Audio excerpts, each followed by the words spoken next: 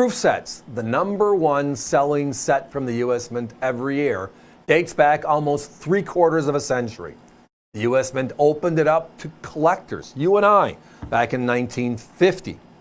And it's evolved to where today, it's that beautiful clad or silver set. They make 2 sets today. It's so popular. Well, tonight we have a deal. Early issues from the first decade, the last of the Wheaties actually, the 57 and the 58. Look at these sets, but more so, look at the prices on the graphic. So this is an official U.S. proof set from 1957, that upper left, and the upper right is the 1958. Now we're showing you the reverse of one of them, so you can see that beautiful proof wheat cent. But now look at the price. These are 90% silver sets, which means the dime, the quarter, and then the $50, which is the Franklin $50, are all 90% silver. Now, at this time in history, Philadelphia struck all of our proof sets. In 1968, that moved to San Francisco, and they also changed the packaging in 68 to a hard plastic lens. Most of the time when you're looking at these sets, by the way, look at that beautiful wheat cent reverse. Isn't a Wheatie beautiful in proof? Wow. So from 1968 to the present, the S-Mint has been the dominant play. 50 plus years. They make 2 today, clad and the silver. Now, when you're looking for these older sets, that's the packaging most of the time you're going to see. They call it a Capital Plastics holder. It's a hard plastic lens. But that's not the way the government issued them. That was the repack, because these are poly packs. Over time, if they're not stored properly, they get brittle, the coins slide around. The intention was to have the coins in an air bubble. The key is that Mint logo. The key is how the coins look. You want to know if it's an original proof set and it's in a package like this and it was stored properly? The cents should be red and the nickel should be blue. Just the way they are. The silver is because of the possibility of air getting into that little capsule, little open area. Might be slightly toned over the years. Doesn't take much. But the other 2 are solid. They did put them in these envelopes. There was no hard plastic lens. If you bought one, you got it sent to you in this envelope, and the coins were in the package. $49.95, everybody, for this one. Now, today, if you wanted to buy the 2023, and they're out there right now, you can go to the U.S. Mint directly and buy them. They're at $130.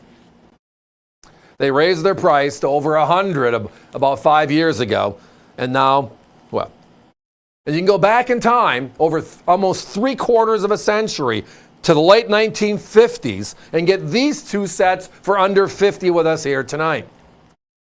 Now, part of the love of these is the break value of these. As I referenced, 57 and 58 are the last 2 years of the wheat cent. 59 is when the memorial came in, right? There's a little extra value with that because the wheat cents by themselves are give or take $10 a coin. But the 90% silvers are where all the money is. The Roosevelt dimes are give or take 25 to 26 bucks each. Only place you get them is from this proof set. The Washington quarters are no different. They're actually both $42.95. And then the $50. The 57 is 65. The 58 is 75.